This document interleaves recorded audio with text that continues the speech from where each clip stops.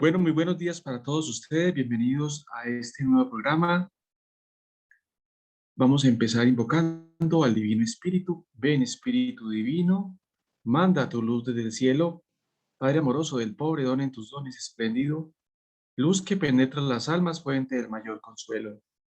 Ven, dulce huésped del alma, descanso de nuestro esfuerzo. Tregua en el duro trabajo, brisa en las horas de fuego. Gozo que enjuga las lágrimas y reconforta en los duelos. Entras al fondo del alma, divina luz, y enriquécenos. Mira el vacío del hombre si tú le faltas por dentro. Mira el poder del pecado cuando no envías tu aliento. Riega la tierra en sequía, sana el corazón enfermo, lava las manchas, infunde calor de vida en el hielo. Toma el espíritu indómito, guía al que todo el sendero. Reparte tus 7 dones según la fe de tus siervos. Por tu bondad y tu gracia, dale al esfuerzo su mérito. Salva al que busca salvarse y danos tu gozo eterno. Amén. Dios te salve María, llena eres de gracia. El Señor es contigo, bendita tú eres entre todas las mujeres. Bendito es el fruto de tu vientre, Jesús. Santa María, Madre de Dios, ruega por nosotros pecadores, ahora y en la hora de nuestra muerte. Amén. Lectura del Santo Evangelio según San Lucas. En aquel tiempo dijo Jesús a sus discípulos: Si uno se pone de mi parte ante los hombres, también el Hijo del Hombre se pondrá de su parte ante los ángeles de Dios. Y si uno me reniega ante los hombres, lo renegarán a él ante los ángeles de Dios. Al que hable contra el Hijo del Hombre, se le podrá perdonar, pero al que blasfeme contra el Espíritu Santo, no se le perdonará. Cuando os conduzcan a la sinagoga, ante los magistrados y las autoridades, no os preocupéis de lo que vais a decir o de cómo os vais a defender, porque el Espíritu Santo os enseñará en aquel momento lo que tenéis que decir. Palabra del Señor. Bueno, nuevamente buenos días para todos ustedes. Entonces hoy vamos a seguir viendo el Antiguo Testamento y vamos a ver algunos libros, entre ellos los libros de la historia de Israel, Reyes, Crónicas, Esdras, Nehemías, Macabeos, los libros proféticos, y si nos alcanza el tiempo, podemos continuar con los profetas Isaías, los profetas Jeremías.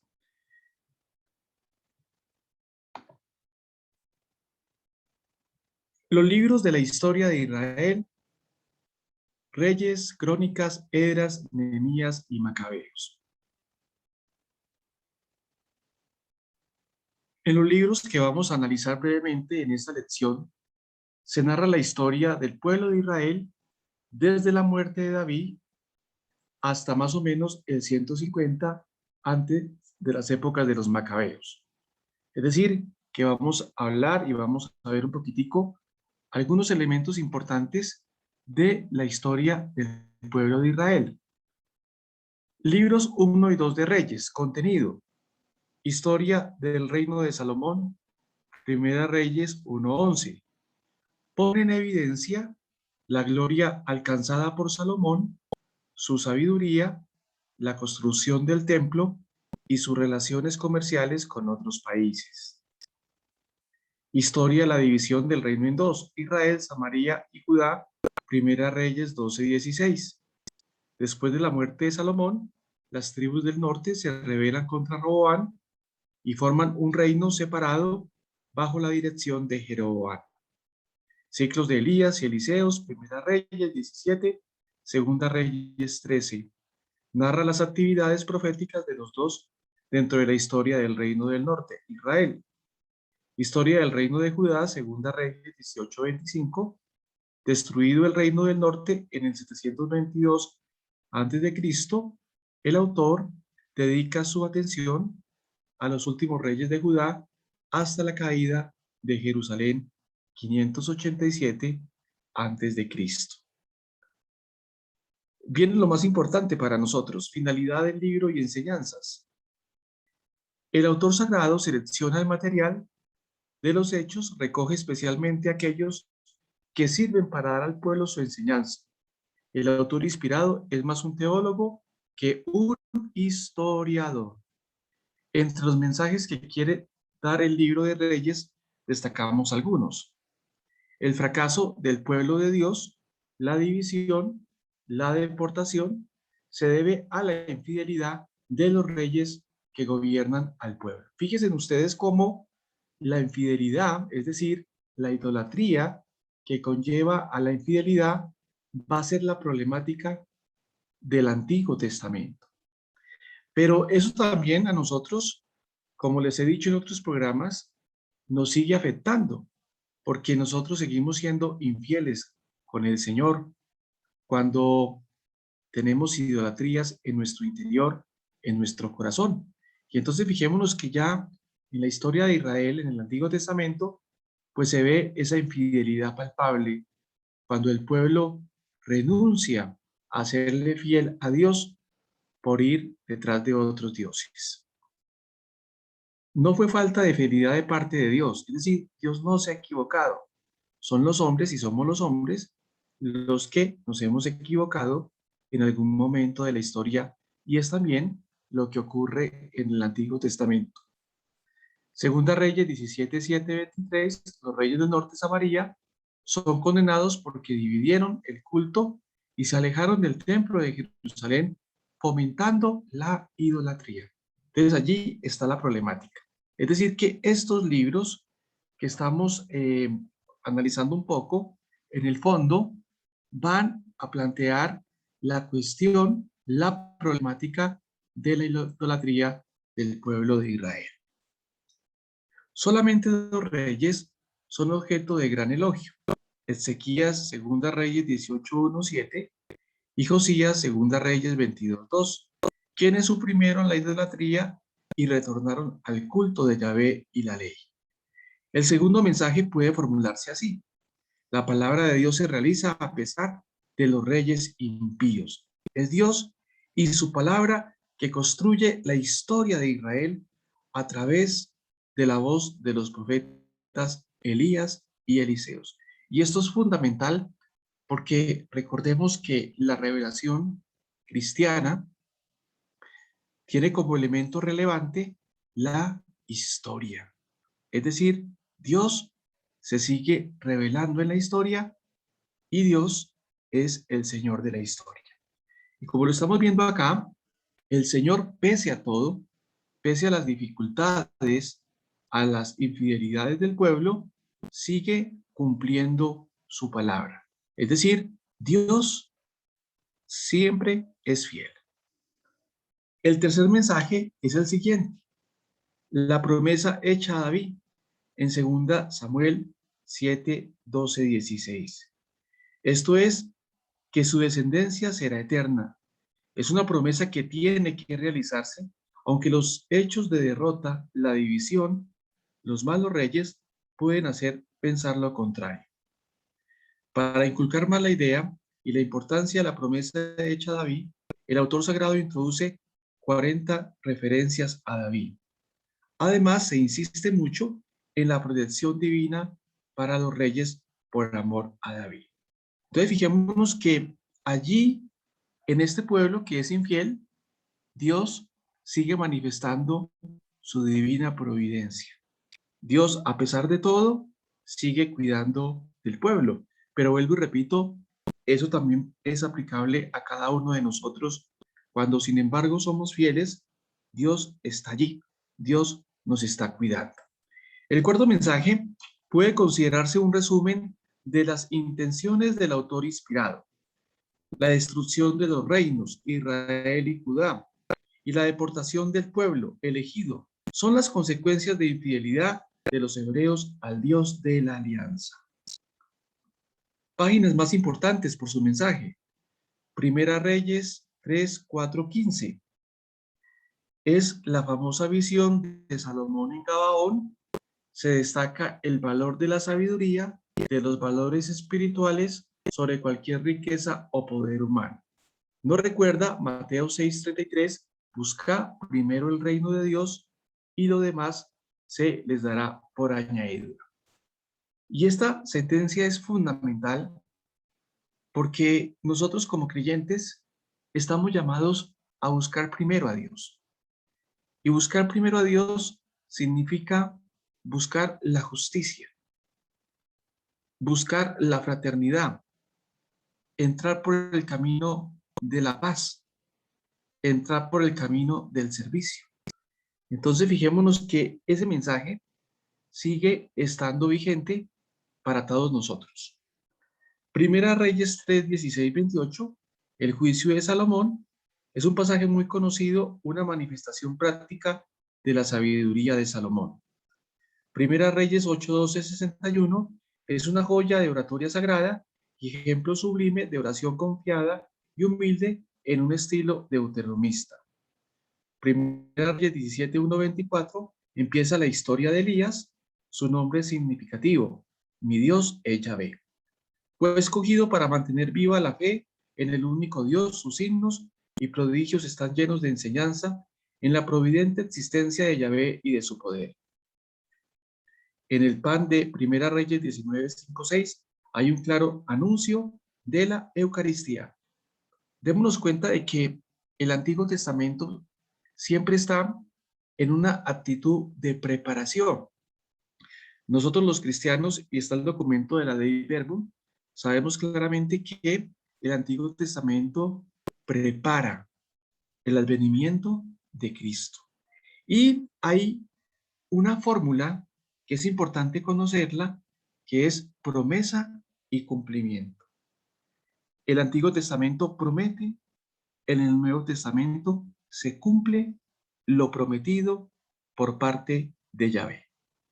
Y por eso las figuras del Antiguo Testamento van prefigurando, van anunciando esa nueva realidad. Segunda Reyes 2, 1, 25, la muerte de Elías y el traspaso de su herencia profética de Eliseo es un típico caso de teofanía o manifestaciones de Dios. Segunda Reyes 4, 1, 37, Eliseo y Naamán el sirio. Este hecho es muy conocido y proclamado en la liturgia cristiana por ser una clara anticipación del bautismo. Fijémonos que hay figuras, y aquí hay una figura que está anticipando la realidad del sacramento del bautismo. Segunda Reyes 22, 1, 23, 28, reforma religiosa de Josías, después del encuentro casual del libro de la ley. La lectura de la palabra de Dios es el inicio de una renovación espiritual del pueblo. Pasamos a los libros 1 y 2 de Crónicas. Nombre Crónica significa libro de las cosas omisas. El nombre indica ya el contenido de los dos libros. El autor sagrado recoge noticias de la historia del pueblo que no están presentes en los otros libros históricos. Finalidad de los libros y mensaje religioso.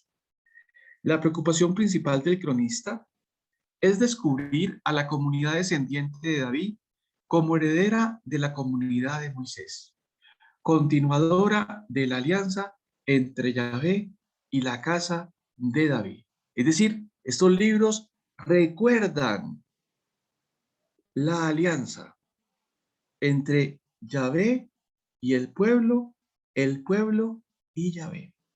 Pero si recuerdan la alianza, pues también en el fondo están recordando lo que tienen que vivir, lo que tienen que cumplir. Las expresiones más propias del pueblo de Dios ya no son las gestas heroicas del Éxodo, ni la fidelidad del rey, sino son las expresiones religiosas del culto al único Dios. Es decir, que se va a enfatizar en el culto al único Dios por la problemática de la idolatría. El centro del mensaje religioso de las crónicas es la realización de las promesas, la constitución del reino de Dios sobre la tierra. El centro de este reino es Jerusalén, como centro religioso. Los elementos esenciales del reino serán el templo, el sacerdocio levítico y la dinastía davídica. En resumen, la historia de las crónicas quiere enseñar y edificar. Dios es fiel a sus promesas y no fallará en establecer en Israel su reino y su morada para siempre. Fijémonos cómo reiterativamente están recordando todos estos libros la fidelidad de Yahvé con el pueblo. Estos libros casi no se leen en general, sería muy bueno que ustedes allá en sus casas se tomaran el tiempo para leer los libros de Reyes y los libros de Crónicas, y sobre todo para mirar cómo Dios, Yahvé, a pesar de todo, sigue estando allí fiel con el pueblo. Libros de Esdras y Nehemías. Los dos libros se refieren a los hechos del regreso del exilio en el año 538 a.C. y a la reorganización político-religiosa de Israel. El ambiente histórico-religioso de Esdras y Nehemías. La parte del pueblo escogido que fue llevada al exilio vivía en varios distritos, en los alrededores de Babilonia. No es de pensar que fueran esclavos, vivían en una relativa libertad, dedicados al comercio y a la agricultura.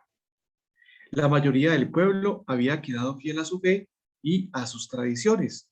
Se considera esta parte del pueblo de Dios como el resto, o sea, la parte escogida, heredera de las promesas del Señor, fiel a la alianza. En Judá, mientras tanto, había quedado un núcleo de población hebrea, la misma que abandona a sí misma, se había mezclado con los otros pueblos, adoptando sus costumbres y religión. Al regreso entonces, los exiliados encuentran una situación política y religiosa desastrosas. El grito de júbilo por la liberación se transformó en gran desilusión. La patria tan anhelada no era independiente, sino que estaba bajo el dominio de los persas, sucesores de los asirios. Lo único que quedaba de libertad al pueblo era su autonomía religiosa, su fe en la ley y el culto. Entonces, fijémonos esa problemática que está allí en el pueblo mismo. La comunidad asume entonces un carácter específicamente religioso.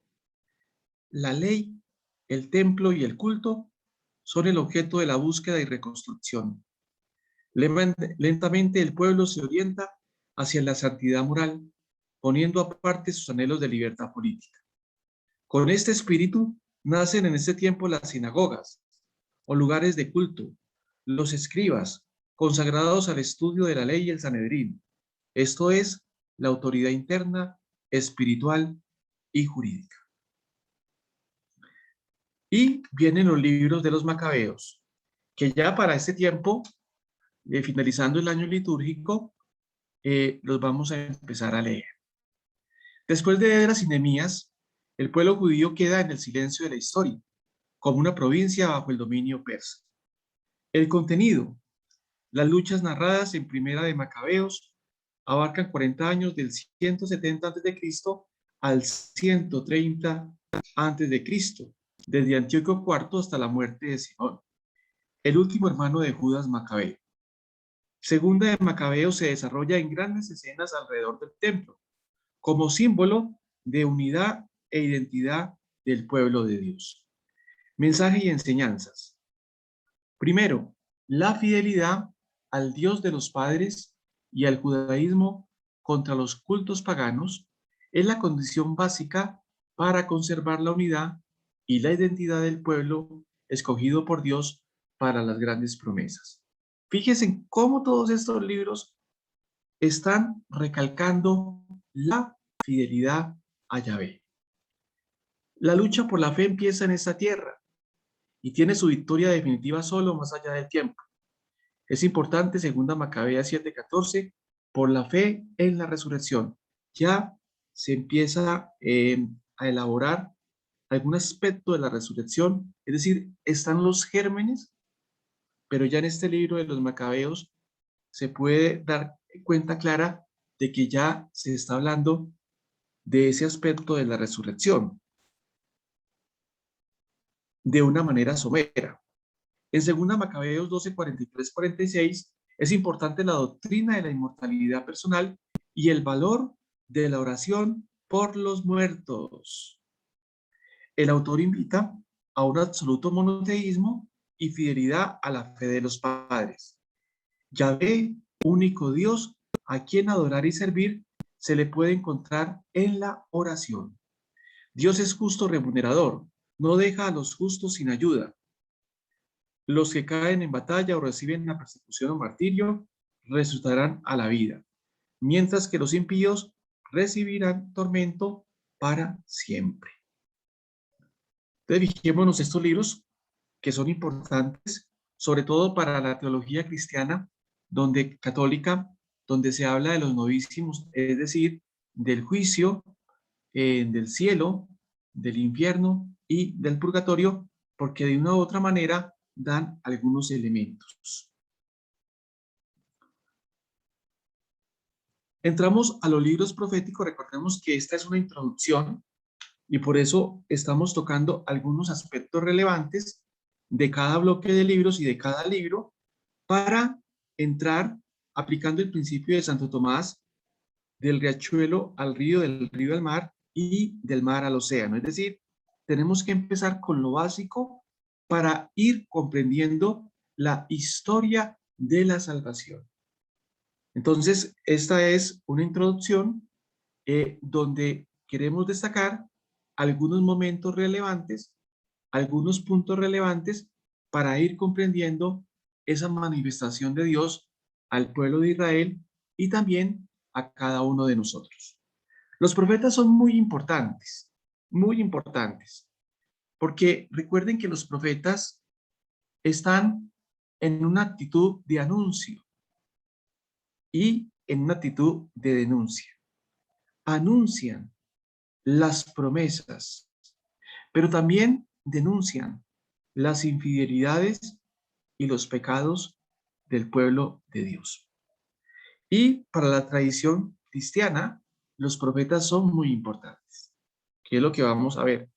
Y son muy importantes porque nos mantienen en esa actitud de espera, en esa actitud de esperanza y sobre todo de fe.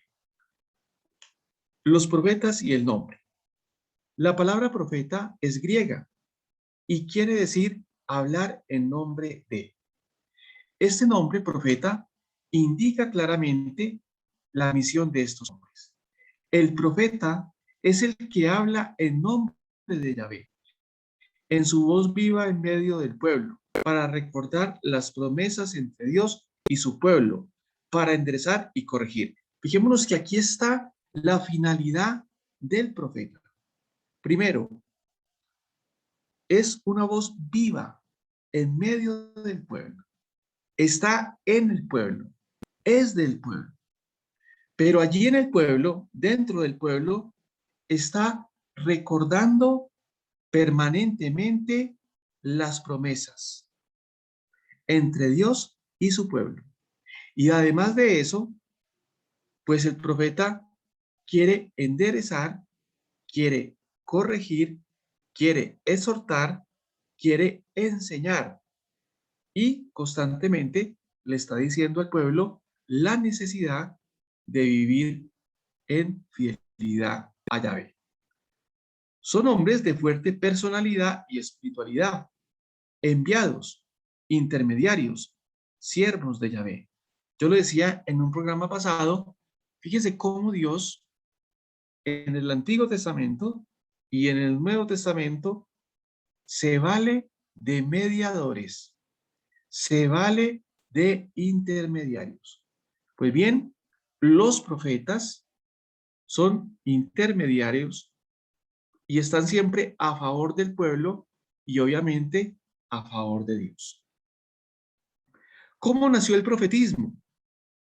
En el plan de salvación, Dios siempre ha llamado a algunas personas quienes fueran sus enviados para el pueblo. Siempre pues en Israel hubo profetas, hombres llamados a ser intérpretes de su voluntad salvífica ante Israel. Ya Abraham es llamado profeta, Génesis 27, y Moisés es considerado el más grande de los profetas, Amós 2:10. Como les decía en un programa anterior, vale la pena que ustedes cuando pasemos el material estudien esas citas bíblicas, busquen esas citas bíblicas para ir comprendiendo lo que hemos dicho aquí. Los profetas escritores. Sin embargo, cuando hablamos en la Biblia de los profetas, nos referimos a aquellos que dejaron escritos sus pensamientos y sus profecías y constan en el canon bíblico. Conozcamos sumariamente quiénes son los profetas bíblicos. Viene Isaías, que es muy importante, es fundamental. Vivió en el siglo VIII antes de Cristo, unos años antes del desierto. Es el profeta mesiánico cuya palabra golpea y consuela. Jeremías, profeta muy delicado, dotado de gran sensibilidad. En él pugna la necesidad de paz y ternura con la dureza del mensaje que tiene que anunciar porque vivió momentos terribles para su pueblo.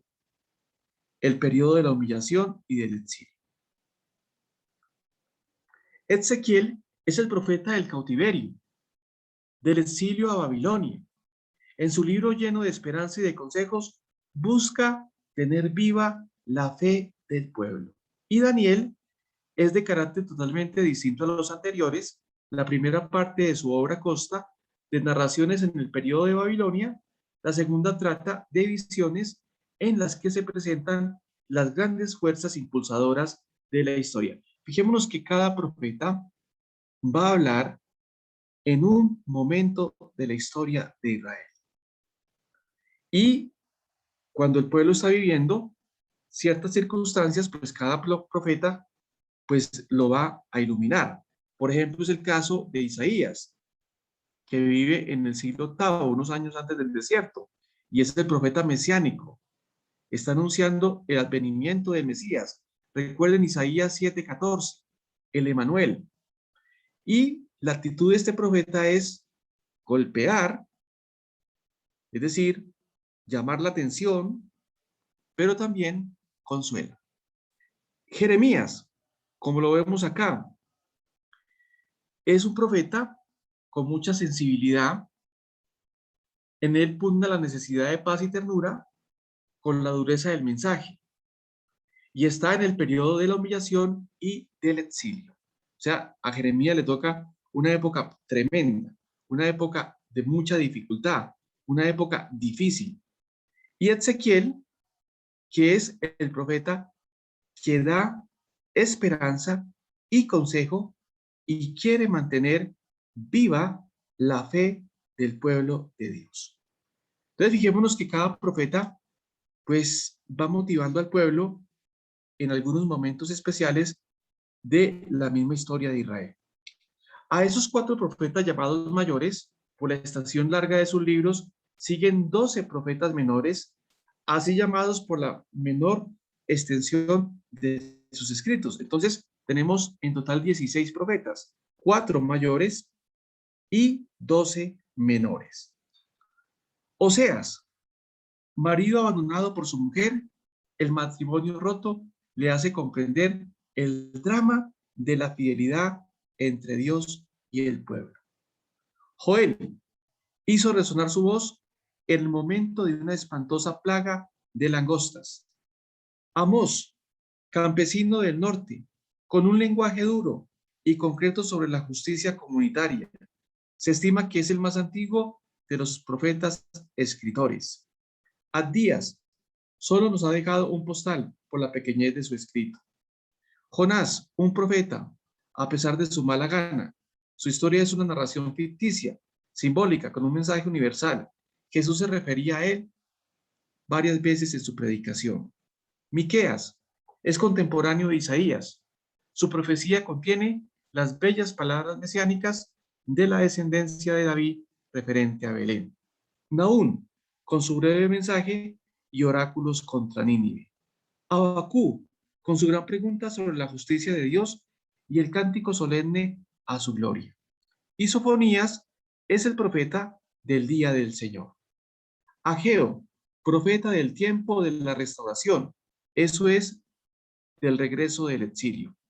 Zacarías, contemporáneo de Ageo, habla del futuro redentor que será manso y montará sobre un pollino. Malaquías habla de la venida de Dios para desterrar toda miseria y necesidad.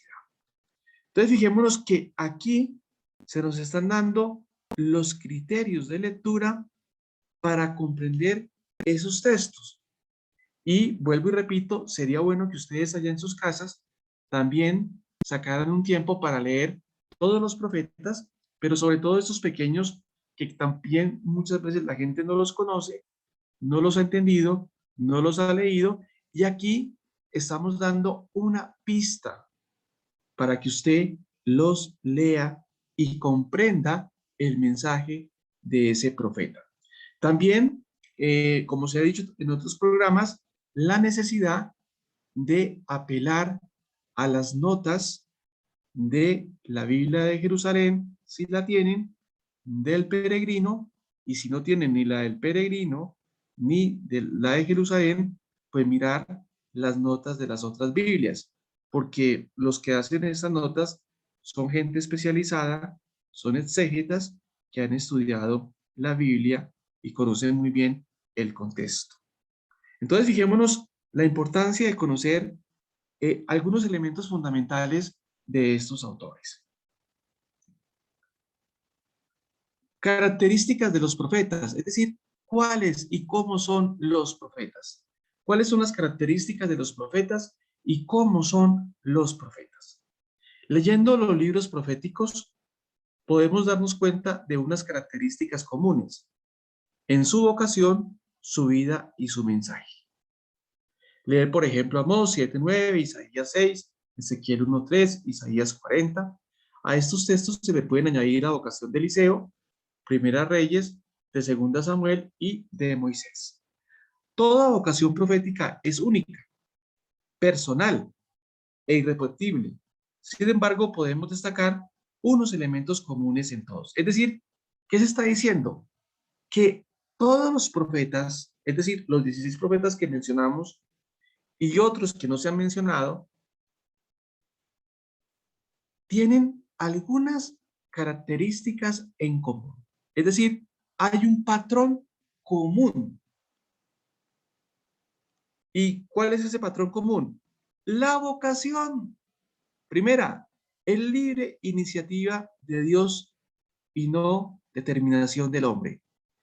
Fíjense, es Dios el que llama. Y eso no solamente se aplica a los profetas, se aplica a todos los personajes de la Sagrada Escritura. Es Dios el que ha tomado la iniciativa. En el fondo, hablando en términos teológicos, es la gracia. Dios escoge. Dios escoge. Dios toma la iniciativa. No es una determinación del hombre. El hombre responde después a través de la fe. A veces es una llamada sin aparente preparación, sino repentina. Es una llamada irresistible, capaz de vencer cualquier temor. El profeta normalmente experimenta incapacidad y se resiste hasta ser investido por una fuerza que lo seduce. La llamada de Dios reviste al profeta de una misión. Es decir, todos los profetas tienen una misión, tienen un encargo. ¿Y cuál es la misión? Ser la voz de Dios.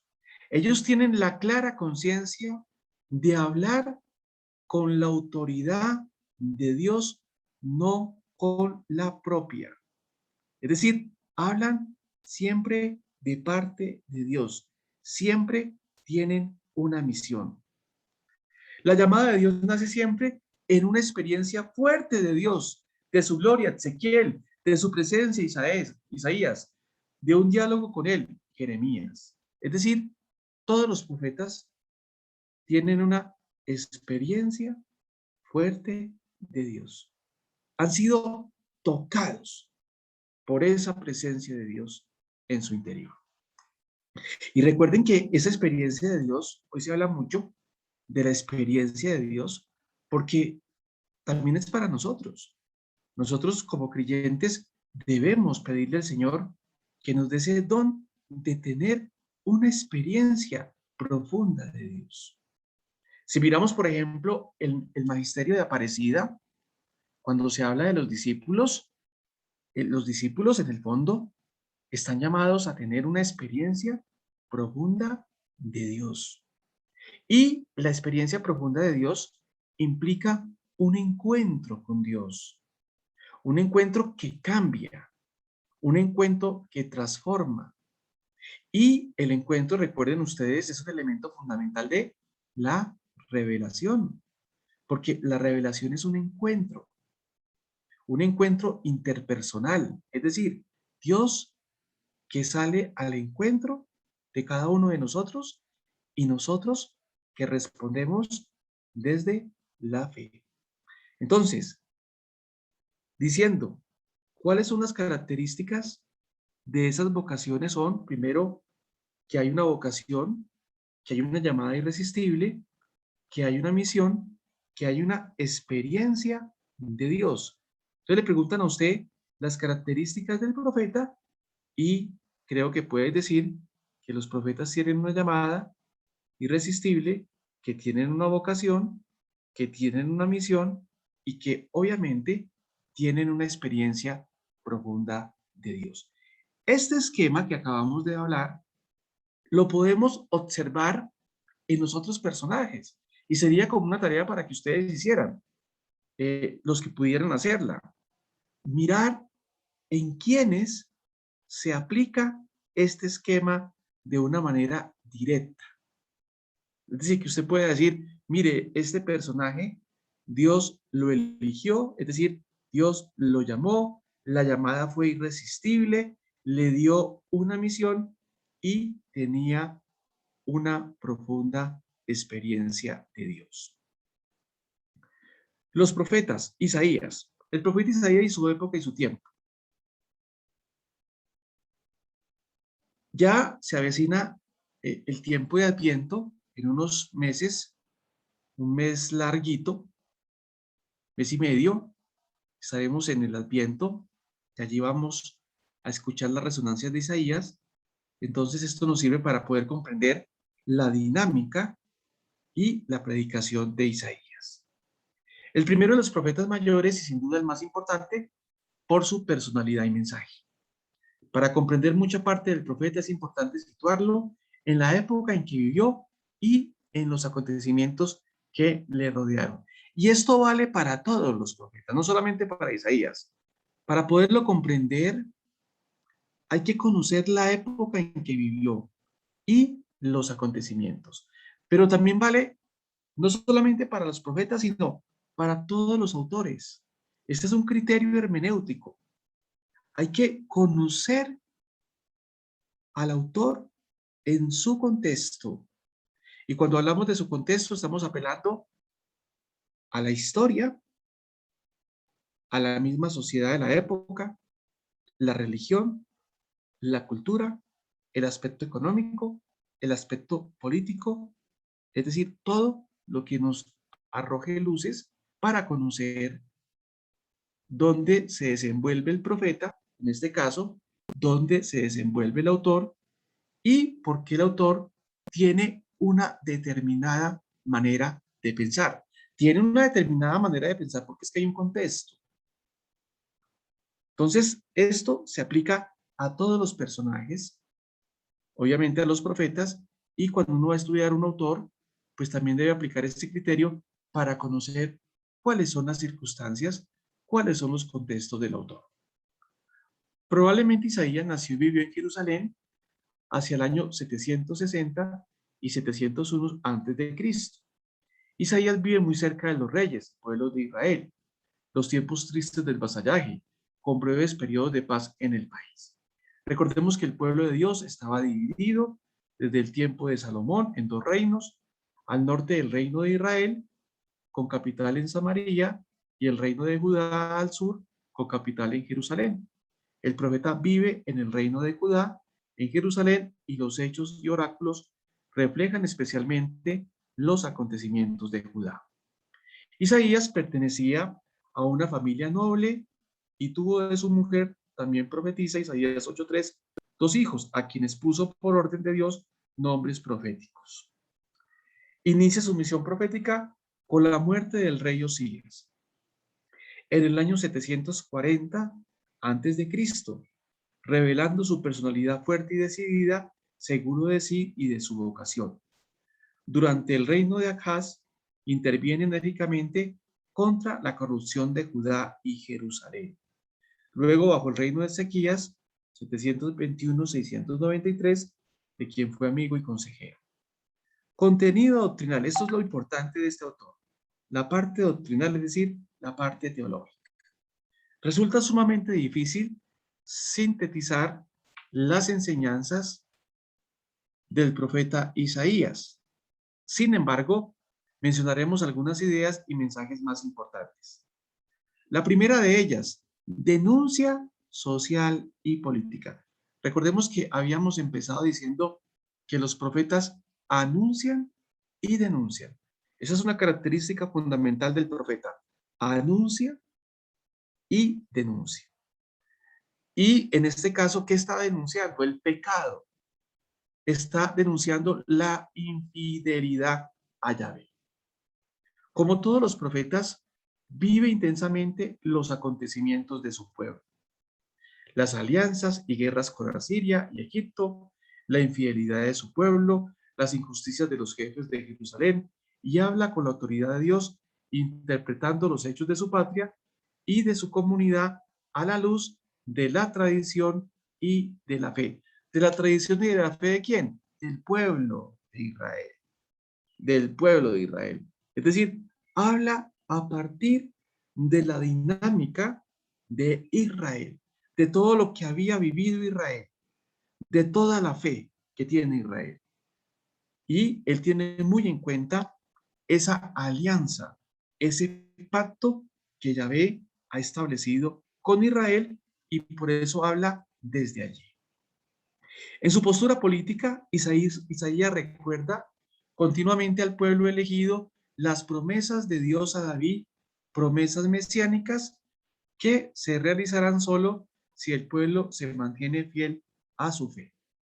Entonces, está recordando permanentemente esas promesas de Dios a David. Lo fundamental en las denuncias sociales y políticas de Isaías es provocar un cambio de conducta, una conversión. Es lo que llamamos la metanoia. Y los profetas nos enseñan mucho sobre la metanoia, sobre la conversión. Y recordemos que la conversión también es un mensaje del Nuevo Testamento, concretamente de los evangelios, porque también en los evangelios se nos recuerda la necesidad de la conversión. Y cuando abrimos, recuerden ustedes, el miércoles de ceniza, es decir, la cuaresma, la primera lectura es la de Joel. Y Joel, que es un profeta menor, también nos está recordando que la conversión, la metanoia, el cambio de conducta, que implica obviamente un cambio de mentalidad.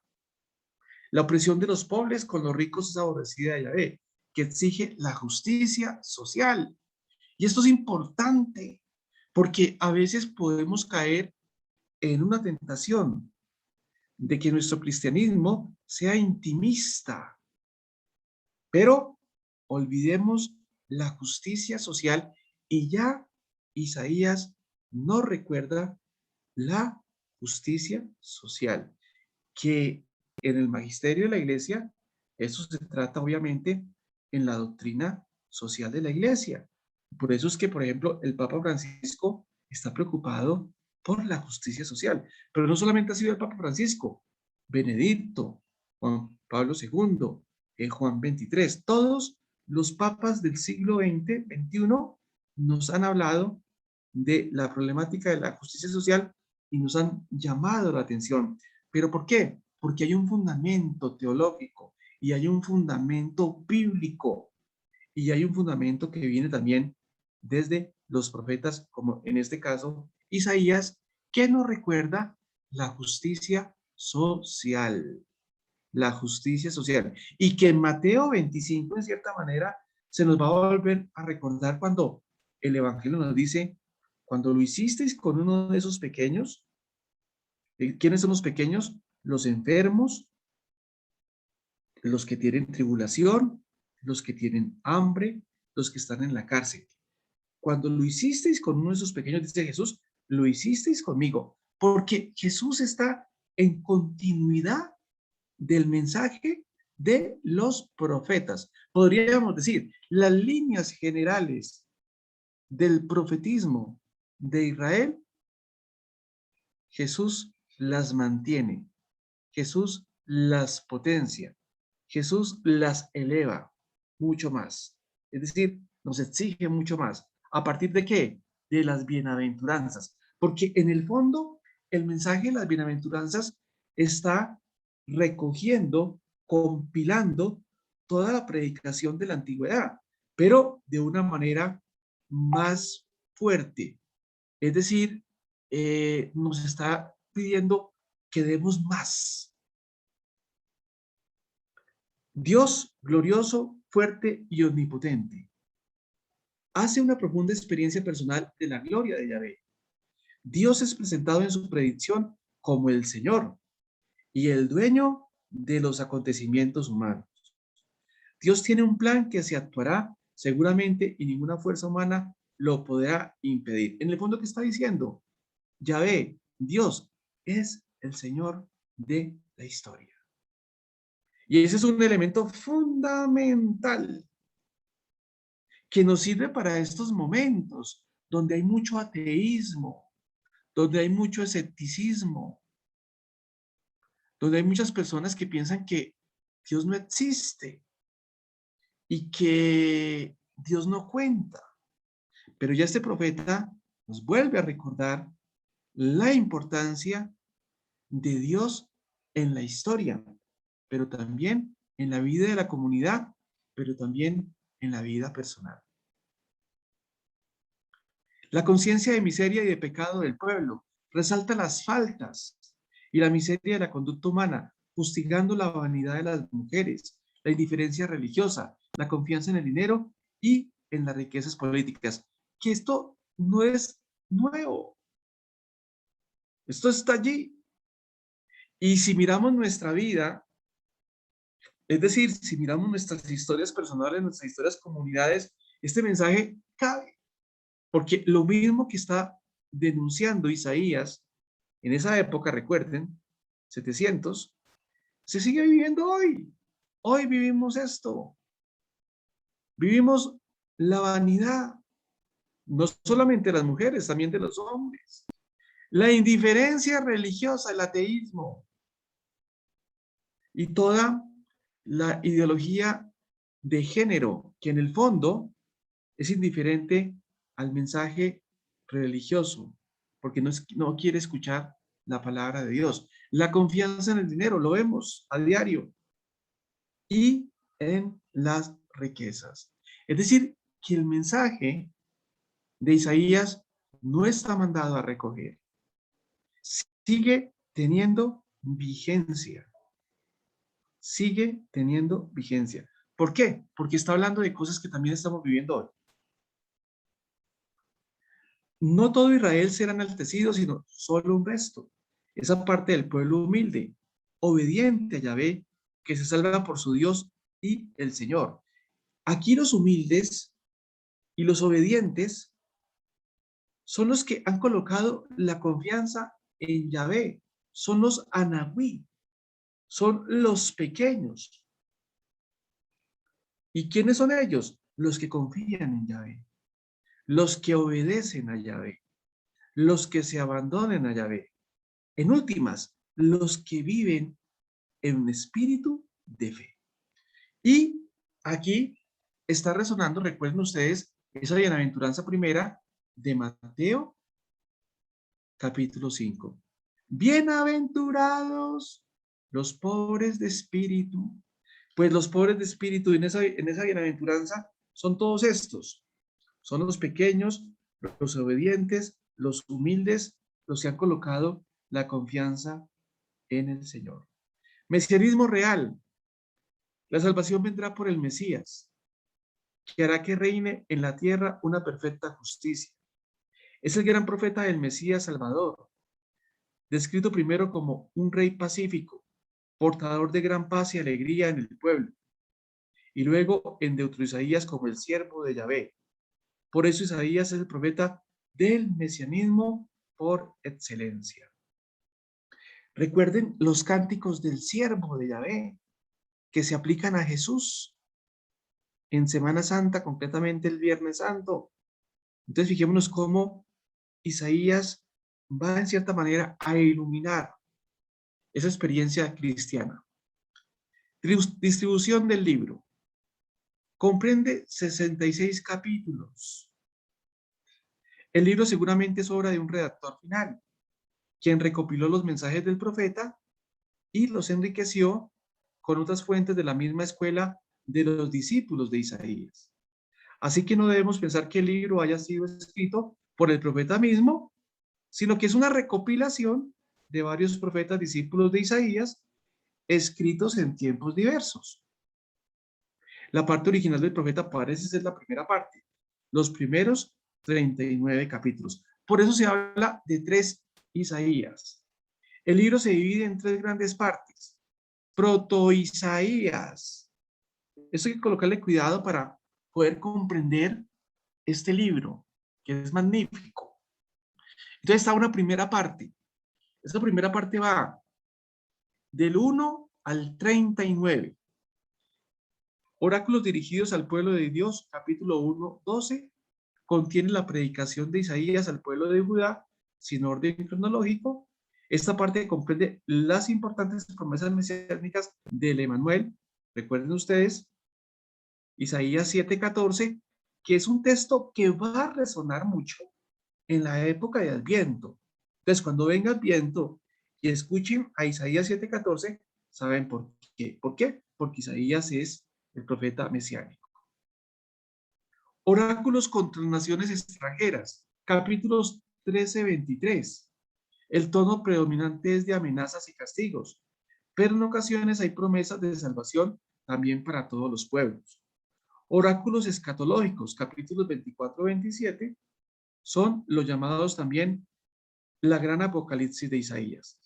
Oráculo al pueblo de Dios, capítulos 28-33, caracterizados por los ay, con que empiezan las amenazas, especialmente a los jefes del pueblo. La pequeña escatología, capítulos 34-35, describe un lenguaje apocalíptico, el aniquilamiento de los enemigos del pueblo de Dios. Y la parte histórica, capítulo 36-39, describe la invasión de Asiria, Jerusalén liberada. Entonces, la primera parte, Isaías del 1 al 39. Viene el Deutero-Isaías, capítulo 40-55. Es decir, que cuando usted vea Isaías 40-55, usted tiene que decir, ese es el Deutero-Isaías. ¿Qué se dice allí? ¿Cuáles son los contenidos? Oráculos sobre la liberación del pueblo elegido de la esclavitud de Babilonia, capítulos 40-48. Oráculos de liberación mesiánica, 49-55. En esta parte se describe la figura del siervo de Yahvé, elegido por Dios para la salvación de todos. La iglesia siempre ha visto en el siervo de Yahvé a Cristo Jesús. Su figura corresponde admirablemente a la pasión de Cristo. Entonces, los relatos del siervo, recuerden ustedes, los relatos del siervo, la iglesia ve en los relatos del siervo esa experiencia de Cristo Jesús. ¿Cuál es la experiencia? La experiencia de la pasión. Y viene por último el trito Isaías 56-66. Esta parte trata de los oráculos del reino mesiánico. Cuando se escriben estos capítulos, los judíos han vuelto ya a su país y todas esas promesas y milagros del Deutero Isaías, anunciados como un grande y glorioso tiempo de paz y reconstrucción del pueblo elegido, parece que no se ha cumplido. El profeta, un discípulo de Isaías, vive profundamente estos acontecimientos y proyecta una nueva esperanza hacia el Dios de los padres, en que las promesas del Señor se cumplirán. El profeta sigue animando a su pueblo a la fidelidad y al culto de Yahvé. Vuelve a insistir en la fidelidad. ¿Se dan cuenta ustedes cómo todo el Antiguo Testamento siempre nos está recordando la fidelidad y el verdadero culto a Yahvé? Entonces aquí, pues, este libro nos vuelve a recalcar lo mismo. Páginas escogidas de Isaías. Estas páginas son para que ustedes allá las lean. Son como los apartes más importantes para nuestra tradición. Exhortación al pueblo de Dios, perdón. Isaías 58, 1, 11. Es una profunda meditación que puede ser muy útil a nosotros para meditar sobre nuestra fe. Entonces, fijémonos, si queremos meditar sobre nuestra fe, Isaías 58, del 1 al 11. La vocación del profeta, Isaías 6, 1, 12, Isaías 49, 1, 16. Son textos clásicos para meditar sobre la vocación de cada cristiano. Proclamación del amor de Dios, Isaías 43, 1, 13, Isaías 49, 14, 15, Isaías 54, 1, 15, Isaías 55, 1, 11. Más que explicarlas, estas páginas son para meditarlas de rodillas. El cántico de la viña, Isaías 5, 1, 7. Parábola bellísima y que será recogida muchas veces en la Biblia. El mismo Jesús habla a menudo de las relaciones Dios-hombre con los mismos términos. Textos mesiánicos de Mesías, Rey y Profeta. Isaías 7, 10, 17, Isaías 9, 1, 7, Isaías 11, 1, 9, Isaías 61, 1, 3. Son las profecías más importantes de la Biblia sobre el Mesías, hija de la Virgen y Rey de paz. Y los picos de Yahvé, Isaías 42, 1, 4, Isaías 49, 1, 6, Isaías 54, 9, Isaías 52, 13, 53. Recordemos que son los 4 cánticos del siervo y recordemos que en los cánticos del siervos de Yahvé, se reconoce la imagen y la figura de Jesús de Nazaret en la experiencia de la pasión. Vamos con el otro profeta importante. Estamos con los profetas mayores, recordemos los mayores, Isaías, Jeremías, Ezequiel y Daniel. Vamos con ese profeta que también es muy importante. Jeremías, el hombre y el profeta. El joven Jeremías nace hacia el año 650 antes de Cristo en Anató, a unos 6 kilómetros de Jerusalén. Pertenece a la tribu de Benjamín, de una familia de sacerdotes, Jeremías 1:11. El profeta está pegado a sus orígenes campesinos. Sus observaciones revelan un contacto cotidiano con la vida del campo, Jeremías 17:11. Medita y observa a gente y cosas. Esto nos hace pensar que Jeremías era de un temperamento meditativo, hombre sencillo y delicado, sensible al sufrimiento y profundamente sincero. A este hombre tímido y emotivo, aparentemente no apto para gestas valientes y para el sufrimiento, Dios le llama para arrancar y derribar, edificar y plantar. En el torbellino político de su tiempo y en el rechazo continuo de su mensaje. Esto le provocará fuertes crisis vocacionales. Podríamos decir que Jeremías vive una noche oscura. ¿Recuerda la noche oscura de San Juan de la Cruz? Podríamos decir que Jeremías también tiene esa experiencia que nos va a narrar San Juan de la Cruz. A partir de su vocación, podemos distinguir 4 periodos de predicación del profeta. Es decir, son 4 periodos. Durante el reino de Josías, año 627-609 a.C., Jeremías lanza una llamada a la conversión al reino del norte, Jeremías 2:6, y les dirige un mensaje de esperanza, Jeremías 30:31. Durante el reinado de Joaquín, 609-598 a.C., Jeremías ya está en Jerusalén y choca con la hostilidad del rey Joaquín. Hay 2 episodios que marcan este periodo. El discurso contra el pueblo, Jeremías 7:1-15, que provocó la ira de los sacerdotes, Jeremías 26:1-19, y el episodio del rollo quemado por el rey, Jeremías 36:1-26.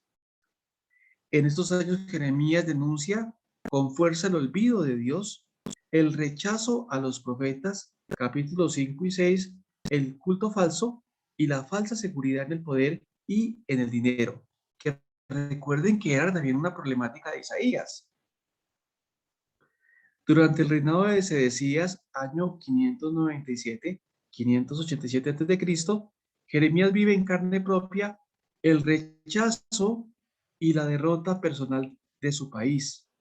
Varias veces es encarcelado, Jeremías 20, 32, 38, 6, 28, apaleado, 22, amenazado de muerte, Jeremías 38, el rey trata de protegerlo, 37, 21, 38, porque lo respeta y hasta escucha sus consejos.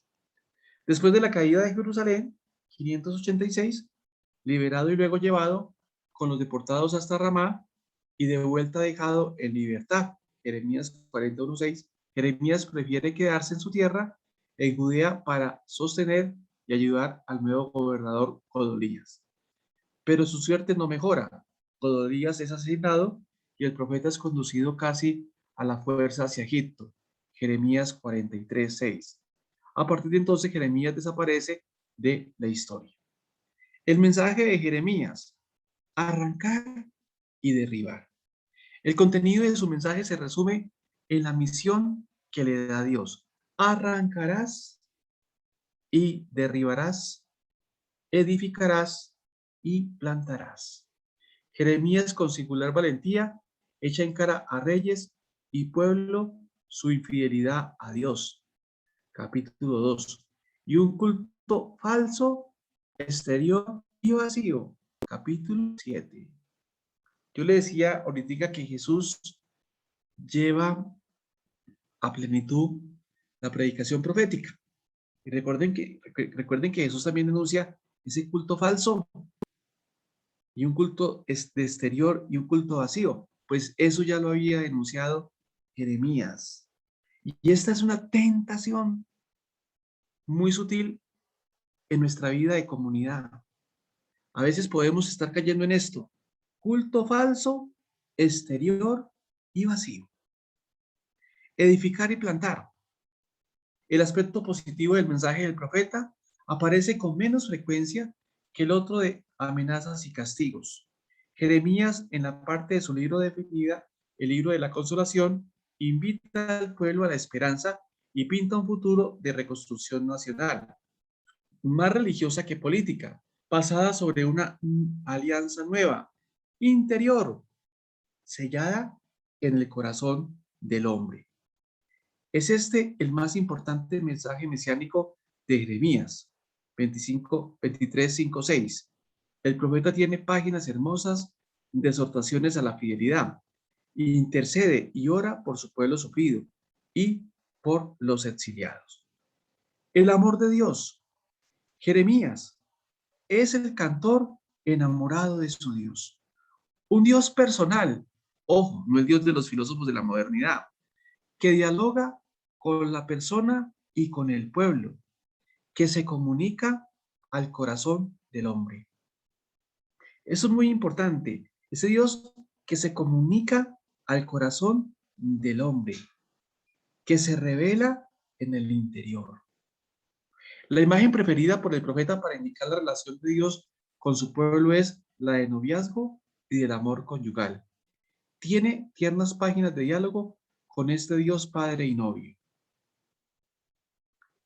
Basándose en esta intimidad, el pacto del Sinaí será suplantado por una alianza nueva, eterna, interior, entre el hombre y su Dios.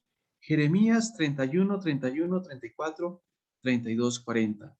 Es un claro mensaje que nos llama a la mente a Cristo Jesús y su alianza eterna en su entrega eucarística.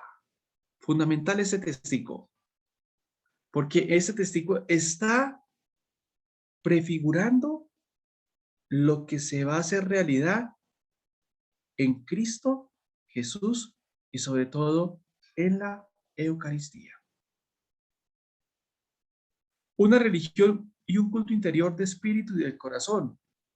Jeremías se hace poeta cuando describe la religión del porvenir, pregonando una nueva amistad con Dios y el humilde retorno a Él.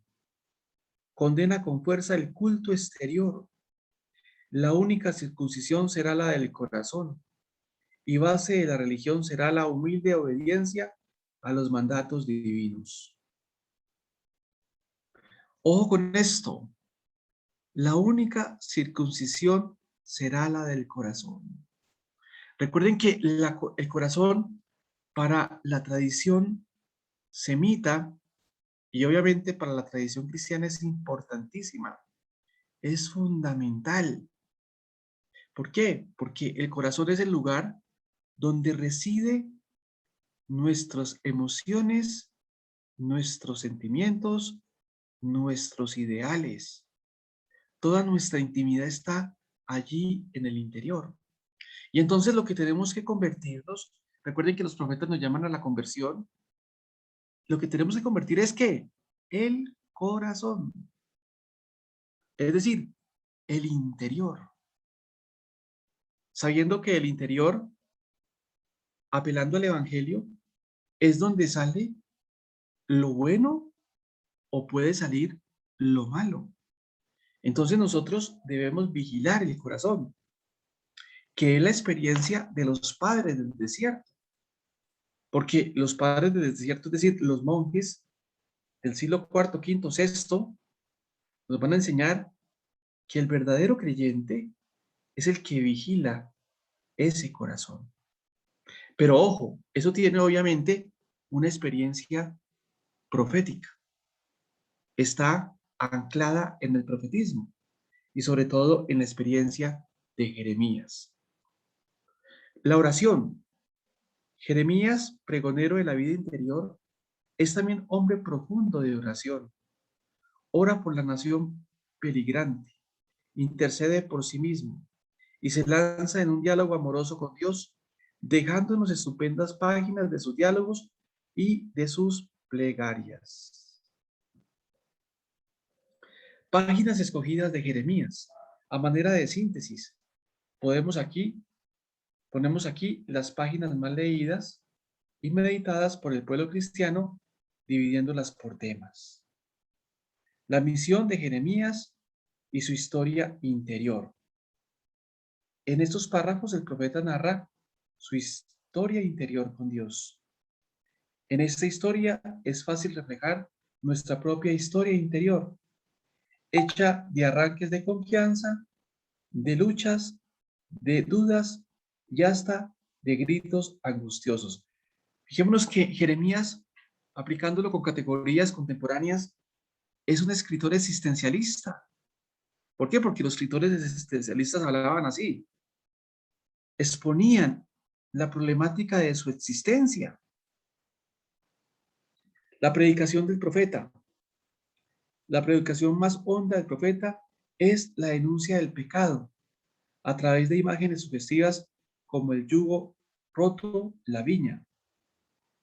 La llamada constante a la conversión y al amor de Dios no es solo para el pueblo de Israel, sino para cada uno de nosotros. A pesar de la distancia y el tiempo, nuestra situación es bien parecida a la del pueblo del profeta.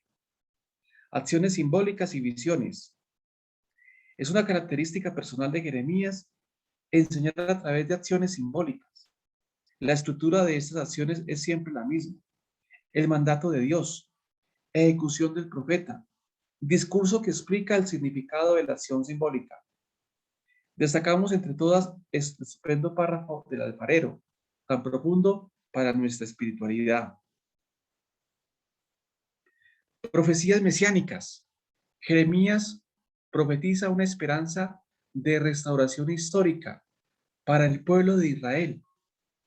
Este tiempo feliz será, según el profeta, debido al retorno de los exiliados, pero la promesa se proyecta hacia el tiempo del Mesías y Salvador, con las características de Isaías, más enriquecidas y espiritualizadas. El nuevo pacto entre Dios y su pueblo supera el pacto o alianza del Sinaí. Será una alianza unilateral, o sea, con la única iniciativa de Dios y no sobre tablas de piedra, sino escrita en el mismo corazón del hombre. Entonces, una maravilla, Jeremías. Llevamos dos grandes profetas, Isaías y Jeremías. Bueno, hemos entonces llegado ya al final de nuestra charla voy a dejar de compartir pantalla. Hemos llegado ya al final de nuestra charla de hoy. Fijémonos cómo todos estos profetas son de vital importancia. Nos dejan un mensaje para nuestra vida espiritual, para nuestra vida pastoral y sobre todo para nuestra vida social, nuestra vida espiritual. ¿Por qué? Porque nos habla cada uno de nosotros particularmente, sobre todo en el culto. ¿Cómo debe ser el verdadero culto? El culto debe ser un culto interior, que obviamente tenga unas implicaciones sociales, pero el culto verdadero parte del interior. Nuestra pastoral debe ser una pastoral donde prediquemos el señorío de Dios, del Dios de Jesucristo, la importancia de Dios. Recuerden que una sociedad sin Dios, una comunidad sin Dios y una persona sin Dios es una persona que se pierde. ¿Por qué se pierde? Porque si no tiene al verdadero Dios en su corazón, va a tener otros ídolos que van a suplantar ese verdadero Dios. Y en el fondo, todos nosotros, y es un aspecto que trata la filosofía de la religión, todos nosotros estamos abiertos al trascendente, tenemos fe de infinito, colocamos la confianza en algo o en alguien. El problema es que colocamos la confianza en lo que no es Dios. Y allí viene la problemática. Y cuando uno coloca la confianza en lo que no es Dios, pues uno sucumbe, fracasa, porque el verdadero cimiento viene de Dios. Y allí viene la experiencia de Santa Teresa de Jesús, que ayer la celebrábamos. Nada te turbe, nada te espante, solamente Dios basta. Santa Teresa habla desde la experiencia, pero no solamente Santa Teresa, todos los santos hablan desde la experiencia y estos profetas hablan desde la experiencia. Recordemos que una característica fundamental de los profetas es que tenían una experiencia profunda de Dios. Entonces, nuestra predicación, nuestra evangelización es para volver a recordar la necesidad de Dios y decirle a la gente claramente, Dios es el Señor de la historia, porque todos nosotros somos pasajeros. Y en la parte social, que lo vamos a encontrar en varios profetas, en Isaías lo encontramos, pero lo vamos a encontrar en los menores, en los 12 profetas menores, es el mensaje social. El mensaje social. Ayudar al pobre, colaborarle al pobre, hacer algo por el que tiene necesidad de algo. Entonces, fijémonos que este mensaje de los profetas es clave. Voy a ver si les mando un libro sobre la espiritualidad profética de un autor de apellido Alday. Él habla de la espiritualidad profética, que es para cada uno de nosotros. No sé si hay resonancias. Si no hay resonancias,